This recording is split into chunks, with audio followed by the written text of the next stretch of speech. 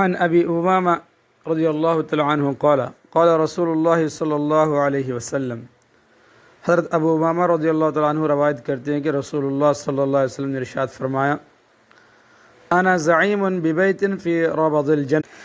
میں ذمہ داری لیتا ہوں ایک گھر دلانے کی، فی ربض الجنہ، جنت کے اطراف میں،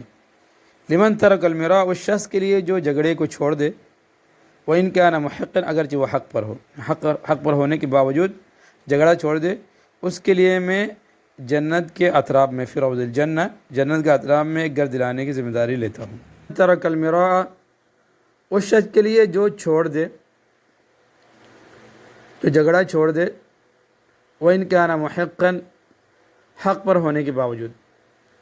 وَإِن كَانَ مُحِقًّا، اگرچہ وہ حق پر ہے، حق پر ہونے کے باوجود، المراء، جھگڑا کو چھوڑ دے، ترک المراء، جھگڑے کو چھوڑ دے، اللہ کے رسول فرمایا اس کے لیے میں ذمہ داری لیتا ہوں جنت کے اطراف میں، فی ربض الجنہ، جنت کے اطراف میں ایک گھر دلانے کی، وببیت فی وسط الجنہ، اور جنت کے درمیان میں، فی وسط الجنہ، جنت کے درمیان میں ایک گھر دلانے کی ذمہ داری لیتا ہوں، لمن ترک الکذب، اس شخص کے لیے جو چھوڑ دے، جھوٹ کو چھوڑ دے، جھوٹ نہ بولے، جھوٹ بولنا چھوڑ دے، وَإِن كَانَ مَازِحًا، اگرچہ مذاق میں ہو، مذاق میں بھی جھوٹ بولنا چھوڑ دے، وَبِبَيْتٍ فِي أَعْلَى الْجَنَّةِ، اور جنت کے بلند ترین درجے میں ایک گھر دلانے کی ذمہ داری لیتا ہوں، کس کے لیے؟ لمن حسن خلقا، اس شخص کے لیے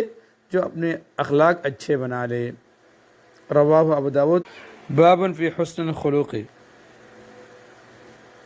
عن ابی امامہ رضی اللہ تعالی عنہ قال قال رسول اللہ صلی اللہ علیہ وسلم، انا زعیم ببیت فی ربض الجنہ لمن ترک المراء وان كان محقا،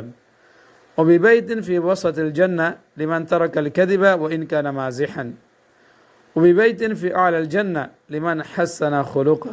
رواہ ابو داود، باب فی حسن الخلق۔ عن انس بن مالک رضی اللہ تعالی عنہ قال قال رسول اللہ صلی اللہ علیہ وسلم، حضرت انس بن مالک رضی اللہ تعالی عنہ روایت کرتے ہیں کہ رسول اللہ صلی اللہ علیہ وسلم نے ارشاد فرمایا، من لقی اخاہ المسلم، جو شخص اپنے مسلمان بھائی سے ملتا ہے، اس طرح ملتا ہے، بما یحب اللہ لیسرہ بذالک، خوش کرنے کے لیے اس طرح ملتا ہے جس طرح اللہ تعالیٰ پسند فرماتے ہیں، سرہ اللہ عز وجل یوم القیامہ، سرہ اللہ عز وجل یوم القیامہ، اللہ تعالیٰ جس طرح پسند فرماتے ہیں، مثلا خندہ پیشانی کے ساتھ ملتا ہے وہ،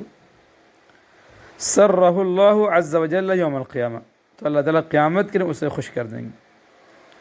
رواہ الطبرانی فی الصغیر و اسناد حسن۔ عن انس بن مالک رضی اللہ تعالی عنہ قال قال رسول اللہ صلی اللہ علیہ وسلم، من لقی اخاہ المسلم بما يحب اللہ لیسرہ بذلک سرہ اللہ عز وجل یوم القیامہ،